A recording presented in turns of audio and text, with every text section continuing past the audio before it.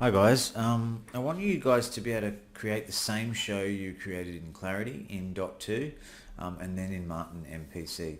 It's been a while since I've used Dot2, so hopefully this works okay. As I create the tutorial, I'm actually outputting another video tutorial, so the computer's rendering, so I'm hoping that this doesn't trip up, but we'll see what happens. So in your PC boot, open Dot2 on PC. This is the Dot2 environment. Now these are queues, executor faders. Dot2 is designed to be used with a specific console or add-on fader wings and button wings, which is why it looks like this. Main place you need to find is this right-hand screen above the master section plus the core fader section. We won't really be using any of these wings. Alright, so this is a Dot2 environment and it's no different on the actual console. It's the scaled down version of Grand MA. Grand MA on a $20,000 budget instead of a $100,000 budget, basically. Okay, so first things first, you have these three keys, tools, setup and backup.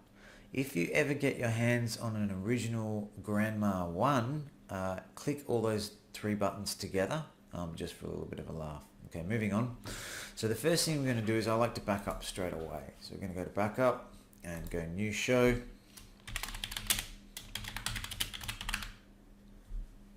And go OK.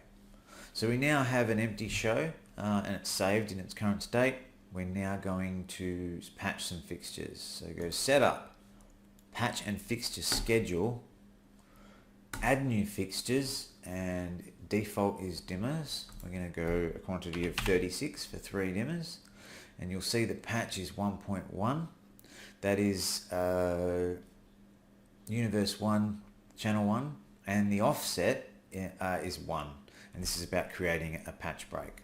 Okay, so go OK, and now you have to click done and apply all changes. We now have our dimmer channels patched. You can see them here. Let's go through and patch the LEDs as well. So setup, patch and fixture schedule, add new fixtures. I'm going to click this drop down and we're looking for LED RGB 8-bit. We're going to patch 8 at channel 100 with an offset of 4 channels. So let's try that. Go OK and done, and apply all changes. So now have a look and we can see here 37, 38, 39 and 40, and if we click on one and just move over here, you can see what channels they occupy in this DMX universe and where the break is. Alright, so I'm just going to scroll back to our main section. We're going to make some cues out of these fixtures. So first one, actually let's make some groups. So in Dot2 you can select fixtures by DMX address or by fixture number. Now you have a look, all these fixtures have a number. So let's go fixture 1 through 2 and store it. Now we're going to go to the groups page and we're going to store it to the first group. Click on it and type the name of the group. The group will be SW left. Go OK. Okay, so I'm just going to clear and then I'm going to go fixture number 3 through 4, store to group 2, which is going to be SW center. Do one more group. This time I'll do it by DMX channel. DMX channels 5 through 6. Store to group 3 and we'll go click on it and go SWR. So that's 3 groups. There's another way I can do this. Now that I've got groups, I can go group 1 through 3, please. That selects all my 3 groups. Now I'm going to go at 100, please. I've now lifted the intensity of all those groups. If I look at DMX, I can see they're all lit up. And now I'm going to do this. I'm going to go store to playback fader 1.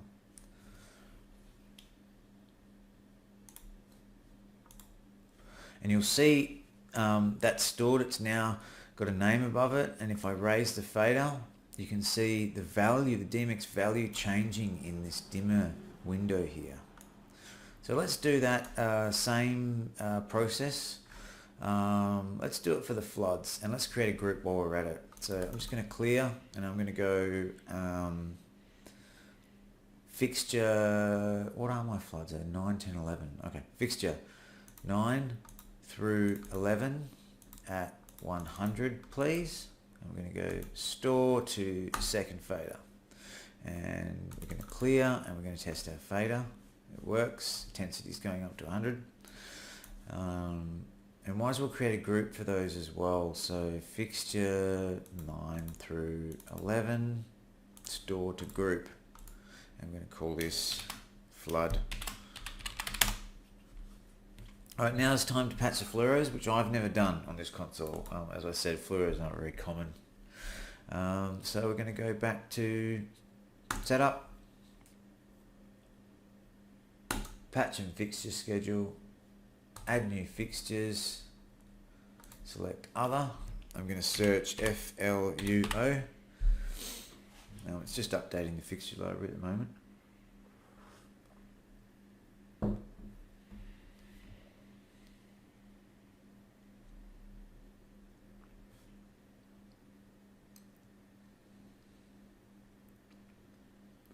While we're waiting, oops, over here is undo, and this is our grand master here. It's called main executor master.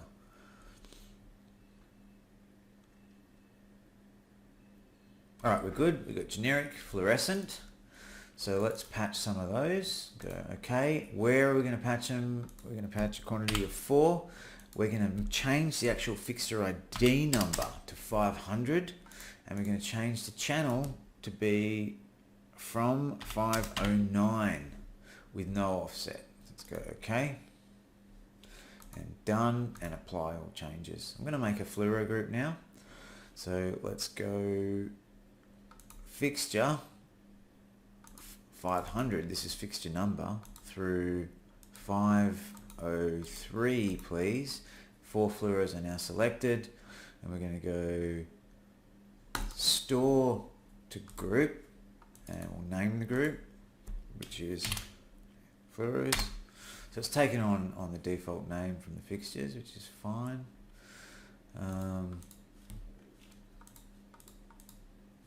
And I'm going to clear that out. I'm going to make a queue out of them. So fluoros at 100, please, and store that to, let's do this fader here. Clear my scene and check that works. Okay, one last thing. I'm just going to scroll past all these executor faders and just use an executor button for something. We'll use this one here. Let's make that white override. So we're going to go LED RGBs. I'm just going to click on them in the demo window. Let's do at 100, please. They should all be white, but we'll check the color. They are. And let's go store to button and clear. So let's see what that button does when we play it. Oop. Play on off. So by default, Dot2's state for a executor button is literally just on off, which is kind of handy. Right, so let's save this. Let's go back up, save show, and if you can try replicating the entire show that you built in Dot2, we'll work on MPC next.